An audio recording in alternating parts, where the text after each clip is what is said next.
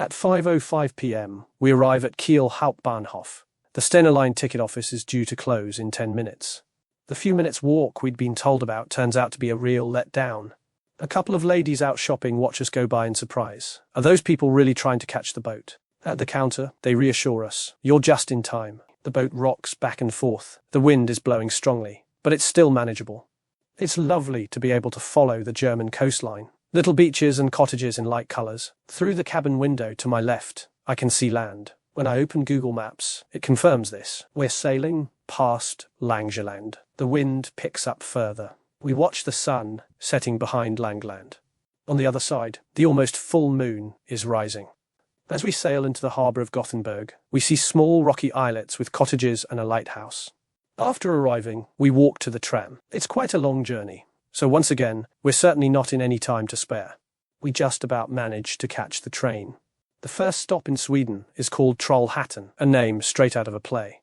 The final stretch of the train journey takes us through a tunnel. At the end of it, light shines out. Oslo glows and sparkles in the sun. Whilst looking for places to visit, I noticed that the Munch Museum and the Opera House are just across the street. The National Museum of Contemporary Art is further away, but stays open until 8 p.m. First, we climb the sloping roof of the Opera House. Before we realize it, we've reached quite a height. We look out over the harbour. It's a long walk to the museum. Unexpectedly, we suddenly find ourselves at the entrance to the Nobel Peace Prize building, where we have a quick look around. The National Museum of Contemporary Art turns out to be huge. We opt for the 20th century section. They have a fine collection featuring, amongst others, Picasso, Braque and Matisse. The museum even has an entire room filled with paintings by Munch, which raises the question of what is actually left to see at the Munch Museum itself. From the roof terrace, we have a magnificent view over the water. In one corner of this terrace stands an artistic log cabin, inside which there are actually people engaged in serious conversation. Tourist coaches are queuing up in droves outside the entrance to Vigeland Park. If Gustav Vigeland made all the sculptures by hand, he must have worked his fingers to the bone. His work is realistic, like a cross between GDR art and the ideals of the white Viking youth. I find a spot in the shade of the central monolith, and see a few ladies laughing as they have their photo taken with a sculpture featuring a rather large penis. The bravest of them eagerly grabs the sculpture by the balls. An accordionist provides a rather seasonally inappropriate, drawn-out rendition of Autumn Leaves. The man puts so little swing into his music that he almost seems to be playing whole notes. We continue our tour of the city by taking a bus northwards. After a change, we get off the second bus at Farfrelser's Gravland. We take a look around the well-maintained cemetery and pause for a moment at Edvard Munch's grave. The artist is quite a prominent figure in Oslo. His name crops up constantly. The bus takes us back to the waterfront. There we find the other museum of modern art, the Astrup Fearnley Museum, named after the wealthy descendants of two Norwegian artists who used their fortune to assemble a unique art collection. We are surprised by the quality of Beatrice Gonzalez's work. She passed away earlier this year. She lived in the Netherlands for a while, in the 1960s. Some of her works have a Dutch touch, such as her version of Velázquez's The Surrender of Breda. Gonzalez also reinterpreted several paintings by Vermeer.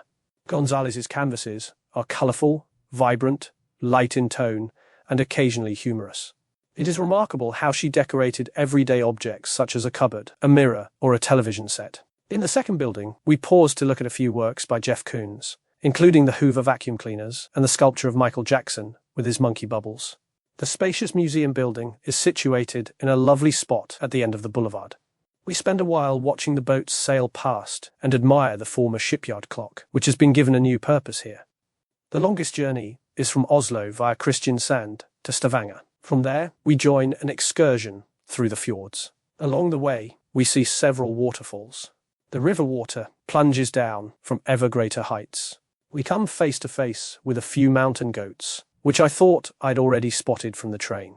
Finally, high up in the distance, and much smaller than expected, the flat-topped rock nicknamed the Pulpit Rock.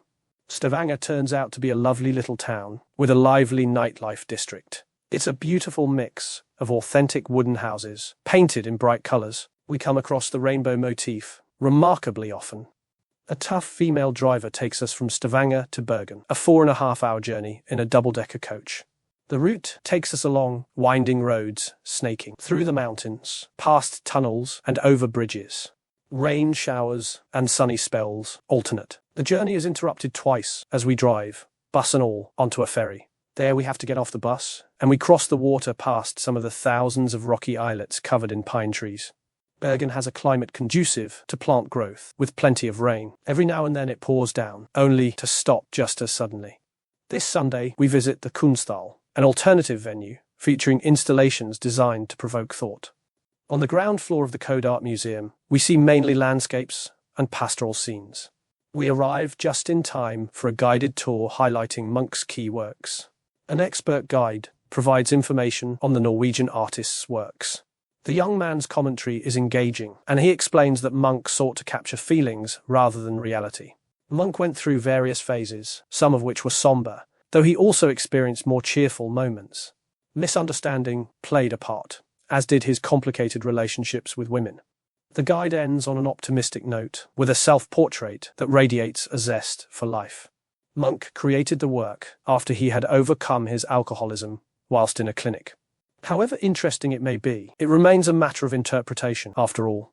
Take the significance of the four women, for example. Is the fourth woman old, or is she dead? And the dark silhouette in the street, is it a self-portrait of the painter as a misunderstood genius, or does this figure represent something else? At half an hour, the guided tour lasts just long enough. During our afternoon stroll, our attention is drawn to a notice advertising an organ concert at the Dom Church. According to the Bergen Organ Summer Program booklet, it is to be a modern program featuring some lesser-known composers. The only point of reference whilst listening are the silences between the pieces. After a few jarring, tentative passages, part of the audience breathes a sigh of relief at a march-like interlude. The Parade of the Tin Soldiers by Leon Jeffel, arranged by Jonathan Scott. Once the cheerful march is finished, there is some confusion. A hesitant round of applause rises. Organist Urania Gasu, however, reacts professionally and bows politely. She then returns to the instrument for the real finale, the subdued Scherzo Symphonic.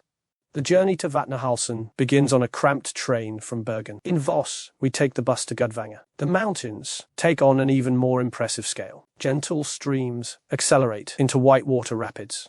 We travel by boat from Gudvanger to Flam. On both sides, mountains soar high into the sky. The weather clears up, and the sun shines on the mountain peaks, which are snow-capped here and there. We pass a few settlements and a couple of isolated wooden houses. In Flam, unfortunately, we have very little time to visit the railway museum, which shows how the railway line that is to take us up the mountain was once built by hand. It's cramped on the train itself. A man sitting next to me enthusiastically holds his mobile phone right in front of my face. He's filming the entire journey, including the sections we spend in tunnels. Fortunately, we're allowed to step outside briefly to view a spectacular waterfall. Apparently, this isn't enough for some tourists. The power of nature is emphasized by Disney-style music. I only realize afterwards that there's also a singer lip-syncing. 2 stops further on, we get off the train. We've booked 2 nights at the Hoifjekhotel. The room takes me back to my childhood. I sit down in the very same chair my father used to sit in. Outside I can hear classical-style music that fades away after 5 minutes. A little later, it happens again. It turns out that the Kitsch waterfall music is echoing throughout the valley. We walk down 800 meters to the valley along the zigzagging footpath. It takes us 3/4 of an hour, taking careful steps. Above our heads, people whiz past at a speed of 100 kilometers per hour. They're down within a minute. Others take mountain bikes, sometimes whole families with children. It seems just a bit too steep to be comfortable. I notice I'm losing control of my legs. I'm using muscles that have been unused for too long. Meanwhile, I wonder if I'll be able to make it back up under my own steam. The return journey is manageable, though it is tiring. From Vatnahalsen, we travel 1 stop on the tourist train to Myrdal.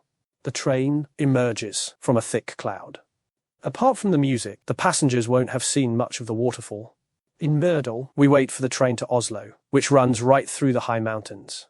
The highest point we reach is 1,200 meters. In the distance, we can see 3 glaciers. The first part of the journey goes by quickly. Just when I think we're almost there, we start stopping more often, and the pace slows down. We decide to take a spontaneous ride on the Ferris wheel. We actually go round 3 times. Afterwards, we admire the opera house's remarkable wooden interior. A brass band is playing in the square. Mid-afternoon, we visit the large Munch museum. Munch's life must have been entirely devoted to art, given how much he produced, and he lived to the age of 80. After a brief, realistic period, Munch introduced elements into his work that made it more mysterious, and above all, more powerful. Not only are his paintings, drawings, and lithographs on display here, we can also see the materials he worked with: chisels, wood, a printing press, and pencils. In one of the galleries, visitors are allowed to try their hand at using tablets. One of these tablets projects the result directly onto the wall. In the room displaying woodcuts, visitors can transfer an image from wood onto paper by tracing over it with chalk. A temporary exhibition entitled "The Chocolate Factory" showcases paintings that once hung in the Freya factory, where many women earned their living. In the cocoa industry, Munch witnessed abuses that inspired him to create socially conscious work. In the topmost gallery, it is possible to compare Munch's work with that of contemporaries such as Asger Jorn, Nikolai Astrup, and Erik Harry Johannesson. As we've opted for an earlier train, we're well in time for the ferry. There's quite a bit of swell, more up and down than side to side. We get off at Osnabrück to cross the border as quickly as possible via Bad Bentheim. After Hengelo, everything goes like clockwork, till we arrive in our hometown Rotterdam.